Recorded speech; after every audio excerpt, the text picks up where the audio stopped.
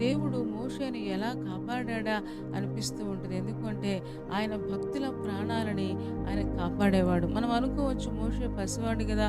ఇంకా భక్తిలోకి రాలేదు గదా! ఎలా కాపాడాడు అంటే తల్లిదండ్రుల భక్తి, తల్లిదండ్రుల ప్రార్థన, తల్లిదండ్రుల దైవ భయము ఒకవేళ మోషేను కాపాడినట్లుగా మనం గుర్తించొచ్చు. ఈ రోజున మనం చేస్తున్న ప్రార్థనలు గానివ్వండి, మనం చేస్తున్న భక్తి కానివ్వండి, మన బిడ్డలకు దేవుడు కాపుదలగా భద్రత ఇస్తాడు.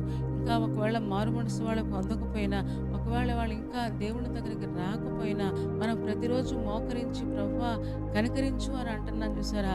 దేవుడు కనికరించి కాపాడే దేవుడై ఉన్నాడు. నేను అనుకుంటాను మోషేను ఆ రోజు దేవుడు తన ప్రాణాన్ని కాపాడాడు. నైలు నదిలో ఏ ముసలి కూడా ఆ చిన్న బిడ్డను చంపకుండా.